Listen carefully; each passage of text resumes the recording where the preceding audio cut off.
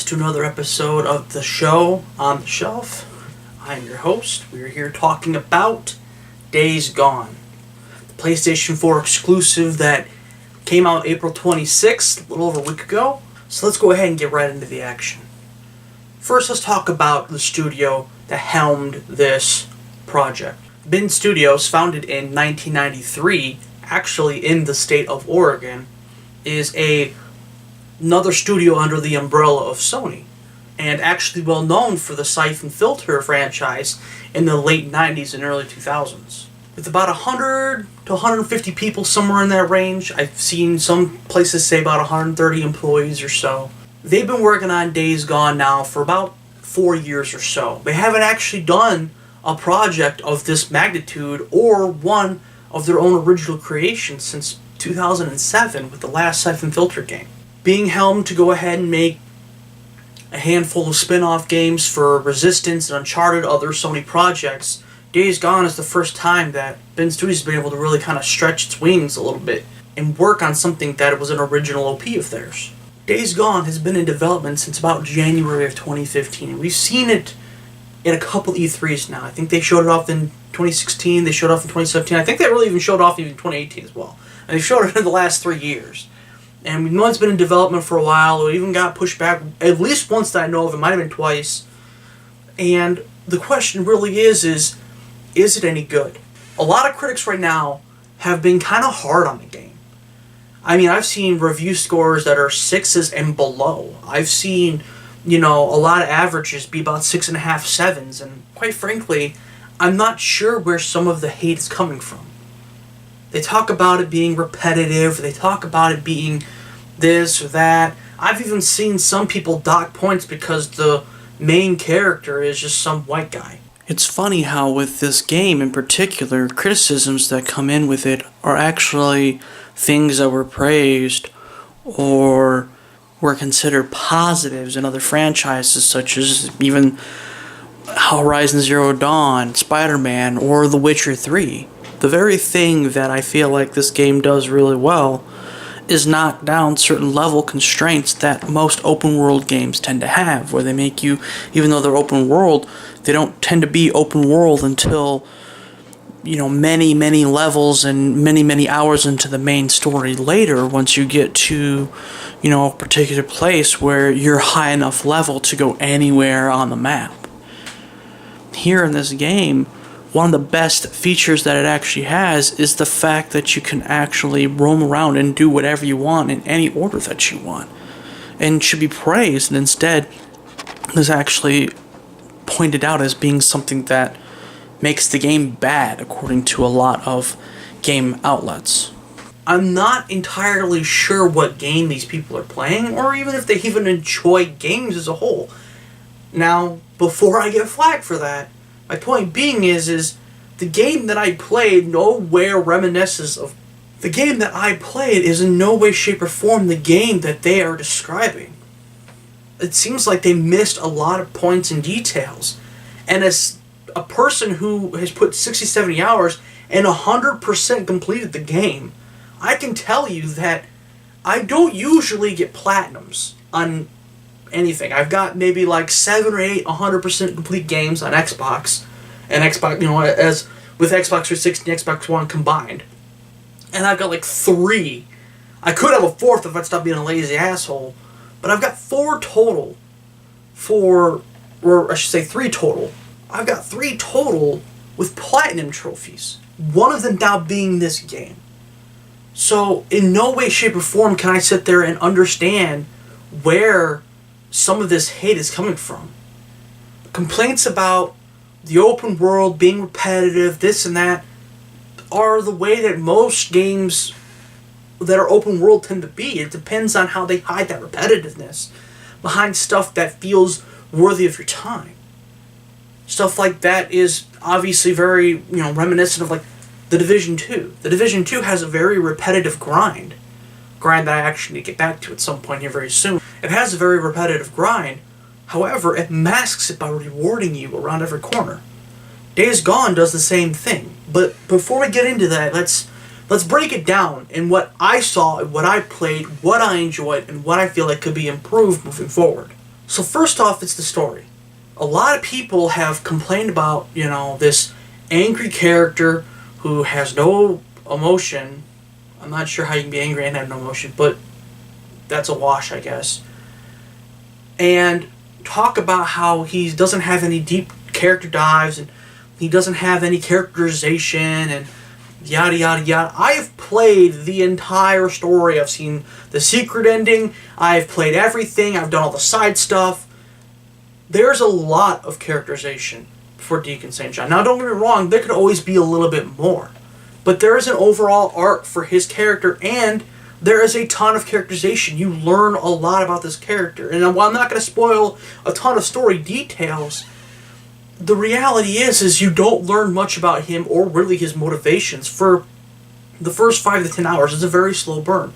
The first 5 to 10 hours of this game really sets up the world, the surrounding characters, the surrounding, groups. There's 3 main groups, as well as an additional group that, once again, I don't want to spoil stories, so it's hard for me to sit there and talk too much about it, but there is a 4th group, but they're relegated to really the last third of the game or so. But really, it's about setting up the world for the first 5 to 10 hours. They don't give you a ton of characterization or motivation with Deacon St. John in that first 5 to 10 hours, other than a couple tidbits here and there about how his wife had died shortly after the infection had happened. And by the way, these aren't zombies. They kind of use the whole rabies scenario, but really they talk about how it's really a mutagen. It's less undead and more of a mutation. So think more like World War Z, where it wasn't about the undead per se, and just more about just these ridiculously rabid, ferocious monsters. And it's kind of the same idea here. So, I mean, if you're really going for, I want to see undead coming up from graves and all this other stuff, that's not what the story is about. That's not what this is about. This is about a mysterious infection. This is 2 years after the outbreak happened. You get some flashbacks a little bit here and there to kind of help, set the playing field per se, and kind of help you give an understanding of what went down. You hear a lot of stories about what happened that day, about, Deacon talks about how, while they were waiting to get out of the city, that there was cars backed up and he could see the thousands of freakers coming, and so on and so forth. You hear a lot of, stories about how freakers from California moved up to Oregon and past that. So you get bits and pieces, but really there's a lot left up to the imagination. I feel like that's done on purpose. It's one of those things where, yes, they built the world, but really they were trying to focus in on this personal story after they did the world building. They gave you the different groups, both good and bad, and wanted to focus more in on some personal stories. And to be honest with you, my best representation of this game really is like World War Z meshed up with the comic book version of The Walking Dead. It's very much about 2 things. It's the Horde and the Freakers, who are evolving at a ridiculous rate, and the survivors, and about how different ideologies tend to make it where you don't mesh up very well. So there are 2 things that really go ahead and make this game stand out, in my opinion, among other zombie games, and why I feel like it's actually one of the best ones we've gotten in a long while. The first reason is the aforementioned Horde. The Horde is brutal, it's crazy, it's a fucking mosh pit of angry, rabid, zombie-like creatures who will chase you down and rip you to shreds. Honestly, the more I think about it, actually, I would even say it's even less World War Z and more 28 Days Later meshed up with World War Z. You just have these just angry, rabid things that just want to kill. Yeah, they want to eat, but really it's just about, it's just anger. It's just a super aggressiveness. And what's interesting too is, even with the Horde, you've also got other creatures too that are affected by this particular virus, this mutation that has afflicted humanity as a whole. And so you'll also see other beings. I'm sure you've seen some of the trailers with the bears. They've got wolves, and they've got crows that will sit there and give you nightmares, like the Resident Evil 2 crows. the virus isn't just pertaining to humans, but to all mammals of all kinds, and then spreading even further than that. With that being said, the Horde and the virus as a whole is obviously a big reason why, to me, this game succeeds. There's a lot of depth and mystery still. Even after playing the whole game, there's not a full explanation as to what it is and how to maybe fix it, or even if you're going to survive it. At the end of the game, there's still a lot left to be determined. And I'll talk about that more later too. But the Horde, and then the story, in my eyes. Like I said, there's a lot of reviewers out there saying that the story is boring, the story is non-existent, and it couldn't be further from the truth. There is a lot of story there, and there's a lot of great characters. Characters I remember the names of and that I gave a shit about. From Boozer, who's your best friend and was a fellow MC with you before in your previous life. Deacon St. John, of course, as you should know from the trailers and from a lot of the reviews and previews, was formerly a part of a motorcycle club. And with some of the flashbacks, you actually get to see a little bit about, why he joined and who some of the people were a part of the group, and, you get to find a little bit of backstory, but there's still a lot of story left to really explore there, too. But Boozer, anyways, is one of your brothers in arms. He's your best friend in the whole wide world, and he was part of the MC. You two are the last, as the group is called, the Mongrels. You two are the last ones a part of this group, and you still fly your colors because, as Deacon St. John eventually does say, it's still a part of who I am. And, and there's so many other characters too, like Ricky and Addie, who are part of a group called the Lost Lake, who you will eventually find and learn about. And there's Copeland, who with his group is a truther, one of the guys who talks about how the government is completely evil and how they'll never take back what's yours. And you know the story because I'm sure you have somebody in your life who is just like that. The government is out to get you. Wear your tinfoil hat. Like Alex Jones level conspiracy shit. And while some of it you can kind of look at in today's light, and I'm sure that's why that mirror was put there, and be like, yeah, that's something that they're doing today, you'll also find yourself going, dude, you are a fucking nutter. And that's intentional. I'm sure that is absolutely intentional. And then, of course, there's Tucker and her group of the Hot Springs. And with each different area and with each different group, there's just a lot of variety with the different people who are in each group. Iron Mike is with Ricky, as he's actually the leader of Lost Lake. And with each leader, there's a different type of identity with each one. And I feel like with each one, there's enough of an identity to, you can kind of separate them apart.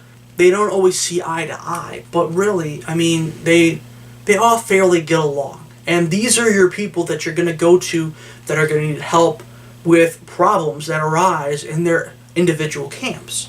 Missions are pretty straightforward. There's nothing super spectacular. It's your kind of your run-of-the-mill. Like, don't get me wrong, there are some missions, there's some mission variation per se, and there's some great scenes and some great moments within the game.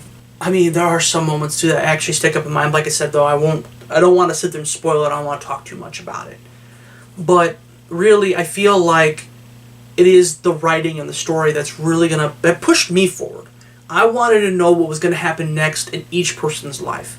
Even with a particular character whose name is Lisa, who you actually find early on, and actually you watch her story unfold as the story continues. You'll watch it kind of unfold a little bit, and then she'll disappear for a little while, and then she'll come back, a little changed, a little more hardened.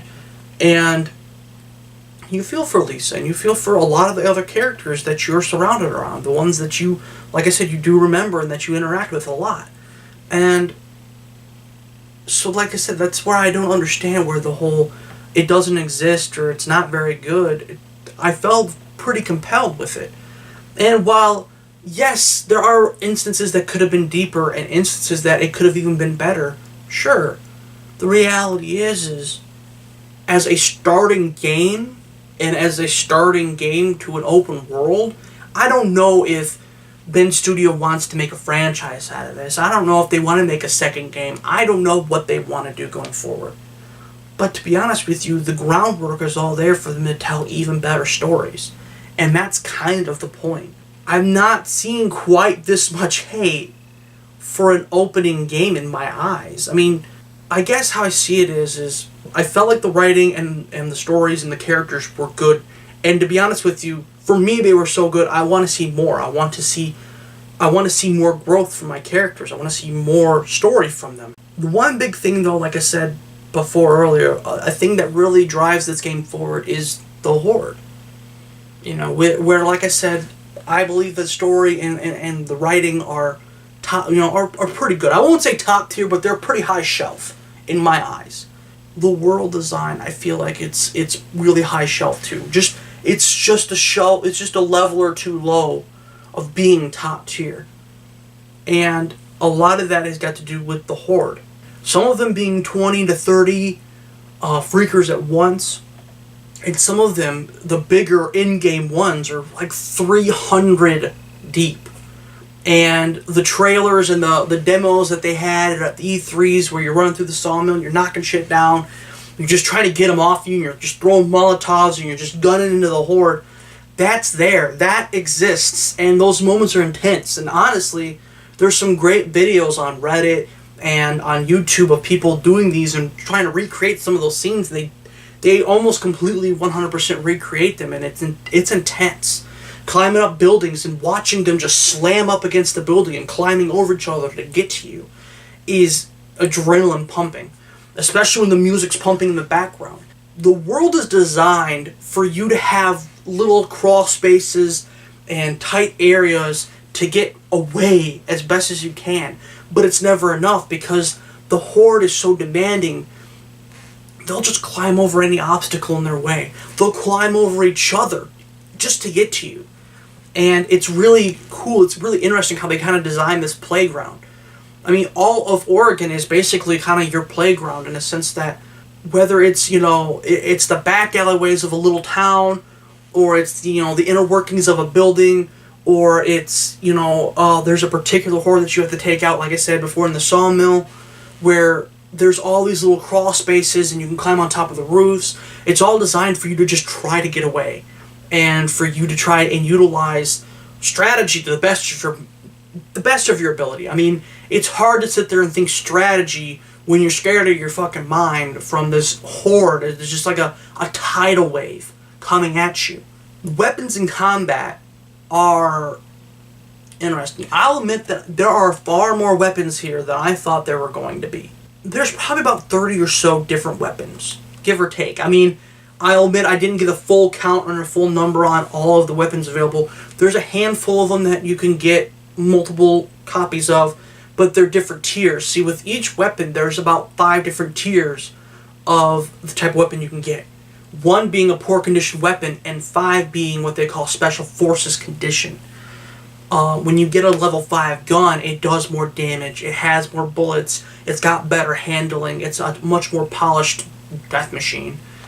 And so obviously those are the guns that you want to get, but they're the hardest to get. Completing certain storylines or raising your rank with particular outposts will net you these weapons. And honestly, that is one thing that I actually really do love and enjoy about this game more than anything. It brings back that old school mentality where there are some guns and there are tons. There's there's probably close to 20 different skins that you can actually use on your motorcycle to show the things that you've accomplished. Skins and decals that you can get for your motorcycle, but there's also weapons and attachments that you can get through various storylines as well. And as you complete, like for instance, fighting against the Horde, there are probably about 40 or so hordes. Like I said, ranging from 20 to 30 freakers all the way up to close to 300, if not over 300 freakers in one. And as you whittle down these hordes and you start clearing out pockets in your map, and the map is fairly large, but with each section there is just so much stuff just jam-packed in each one that really it doesn't feel really super empty, especially because you have your motorcycle, you're zipping around pretty quick, And honestly, this lends to the world design as a whole.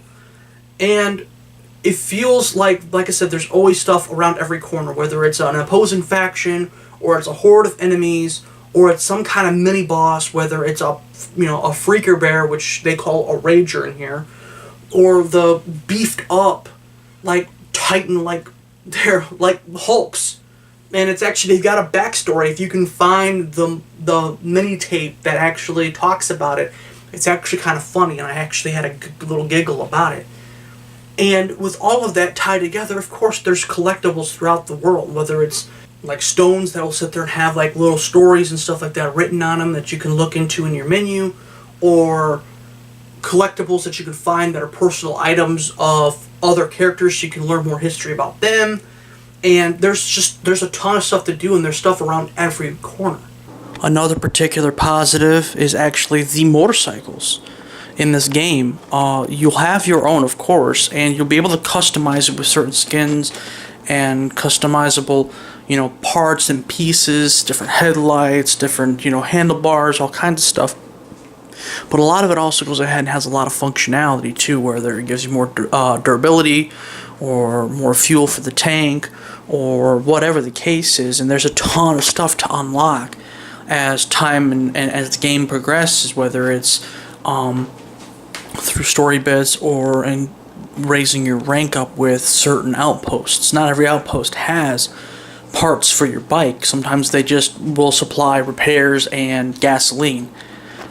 But it's one of those things where even though the game isn't wholly defined by the motorcycle is a great addition because it drives well, and it sounds like a freaking motorcycle, something that a lot of biker games per se have not been able to nail in a very long time. Every time I think biker game, I always think Ride to Hell, Retribution, and I want to vomit.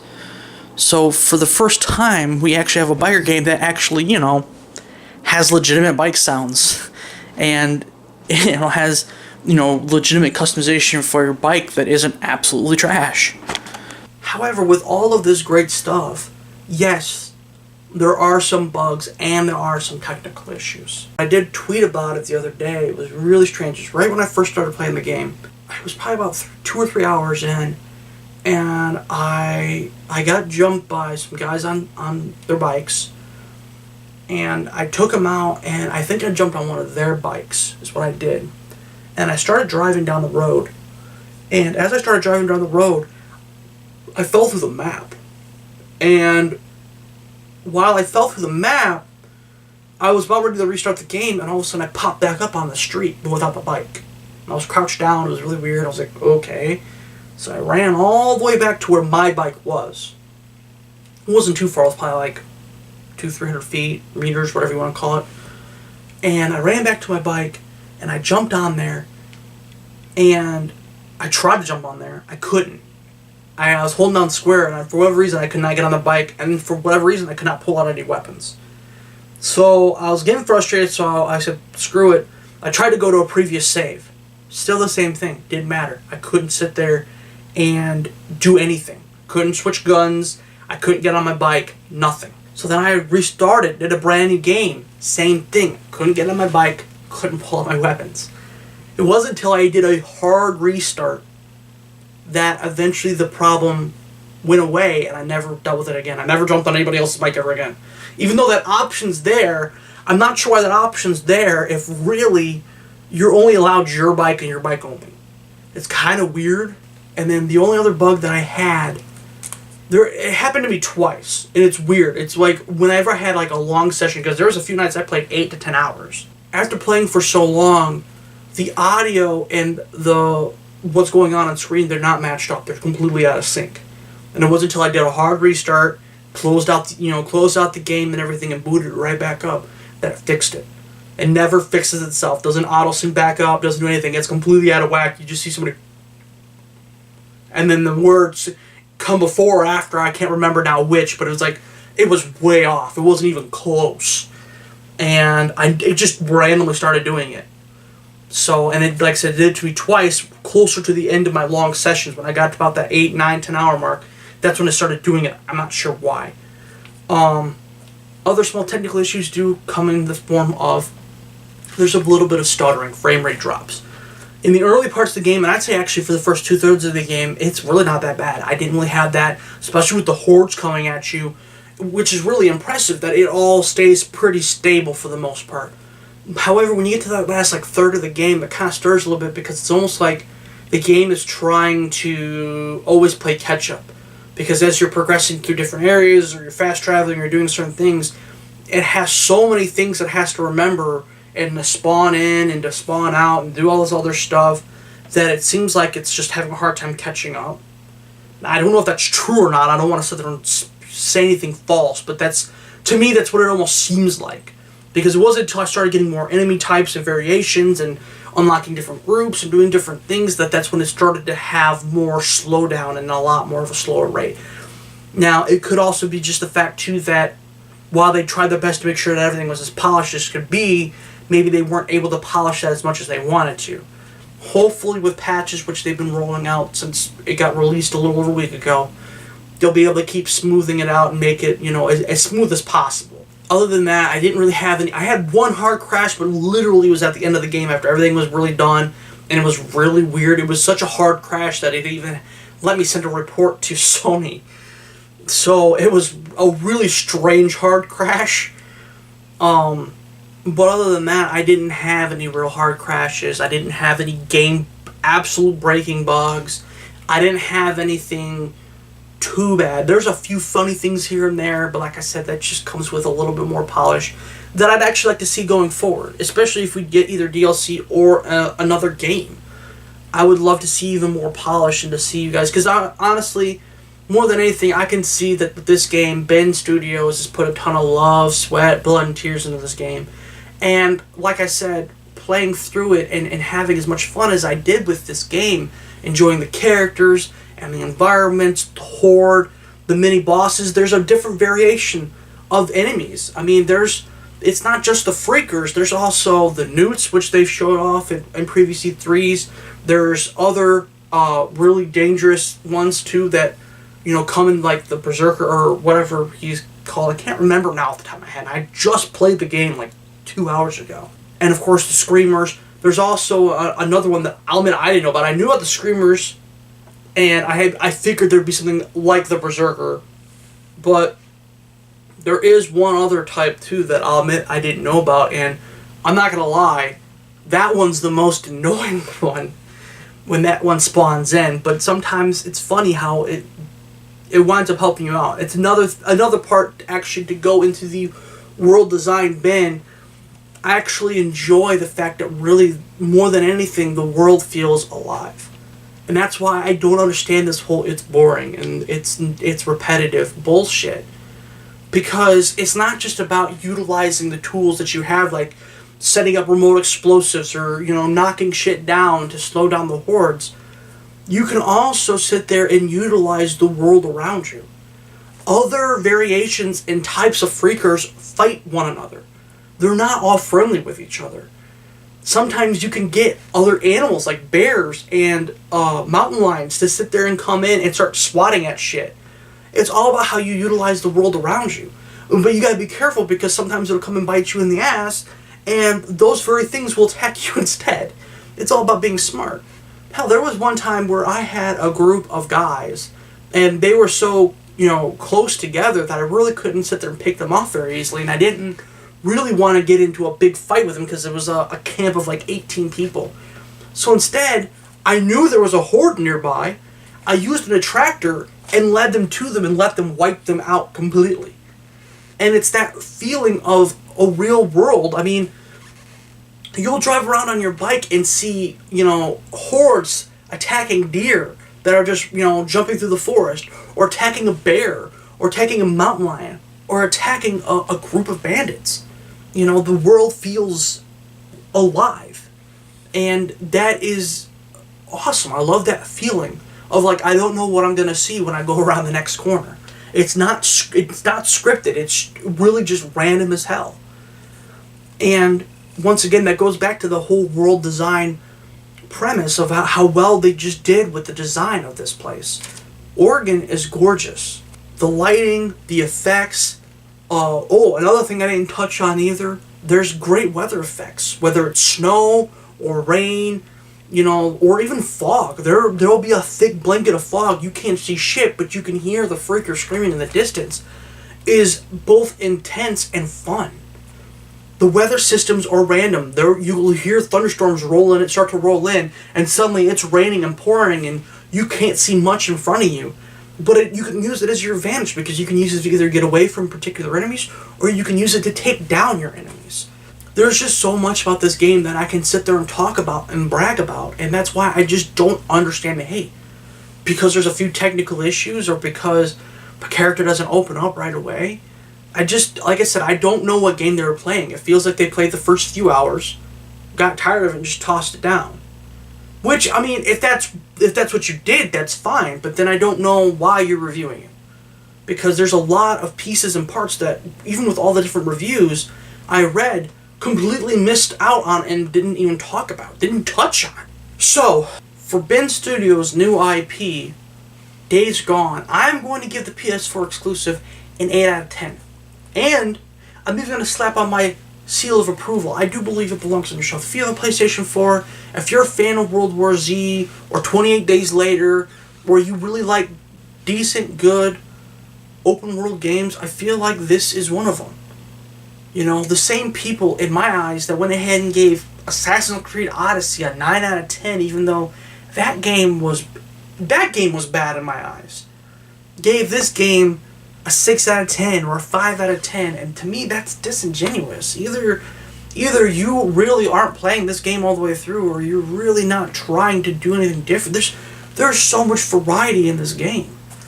And like I said, there are things that can be done better. There's the technical issues that could be cleaned up. One thing I didn't touch on is the perk system. I honestly want to see the perk system be done better. Flat out. I'm going to sit there and be honest with you. There are some perks that are really cool and really fun. But the one thing about it is, I can't remember where I saw it. I can't remember if it was when they're talking about the perk system at the beginning of the game or somewhere else. But they talk about how with the perk system, you get to pick the perks you want to play the way that you want to play. You can unlock all the perks, number one, so that doesn't make any sense. And number two, some of the perks are kind of bad. I mean, they're not garbage. They're not like completely unnecessary. Or they're totally not useful. If they redid the perk systems a little bit to where there's a little bit more gravity in the way that you go ahead and choose your perks and the way you skill up your trees and stuff like that, and also go ahead and use the perks to genuinely change the way that you play the game, I think that would make it a much deeper game. Because yes, there are some perks that'll let you carry more ammunition. There's some perks that'll help your stamina recharge faster. These are perks that are undeniably great. However, for every one of those perks, there's a perk that you're just like, I don't give a shit about. And while I get that that's always going to be the way, no matter what you do, the reality is there's not enough weight. It's one of those things where I should feel like I'm only going to be allowed so many perk points. I have 3 different trees, and they could always put a few more perks in those trees and reduce some of the points to make it where I really have to choose, and then make it where those perks genuinely make you play differently. I feel like that would help deepen and evolve the game in great ways. And, I'd love to see more story with these characters that I fall in love with. A lot of people from, on Reddit, Facebook, and Twitter have talked about they love as well. And whether you guys decide to do DLC or a full-fledged game, I'm really hoping that we get to see more from them, and hopefully we get to see more from you guys. But for now, enjoy the release. I hope you guys had a good one with that. I love the game. I hope you guys felt that with this review, and you guys kind of take a look at some of the things that I talked about. And I feel like the next game could be a 9 or even a 10 out of 10. I feel like this is a good game. Hell, even a great game. But it is short of being extraordinary or legendary. But that'll be it for me, guys. I hope you guys enjoyed. And I hope you guys found this useful. That'll be it for me, guys. I hope you guys found this useful. But if you guys enjoyed the show, if you guys enjoyed this episode, you found it useful, found it helpful, please give me a thumbs up. Share my content. That it's the bare minimum. If you see the video, you watch the video, share the video. Share it on Facebook, share it on Twitter, wherever you can. share this video. Share my channel. Help me get out there. Help me get more subscribers. And so that way I can keep doing more content. I continue getting better, and I can keep evolving my content as best as I can. So it'll be another week or two, but then I've got Detective Pikachu coming up on Friday. I've got Rage 2 and John Wick Chapter 3 next week. So stay tuned for that. And after that, it'll be a little bit of a break until we get into June, where I believe, if I remember straight, we have Toy Story 4 and one other video. I can't remember what it is now off the top of my head, but hopefully you guys stay tuned for all that. I'll also have an update video at the end of the month. So until then, I will see you guys in the next On The Shelf. Bye, guys.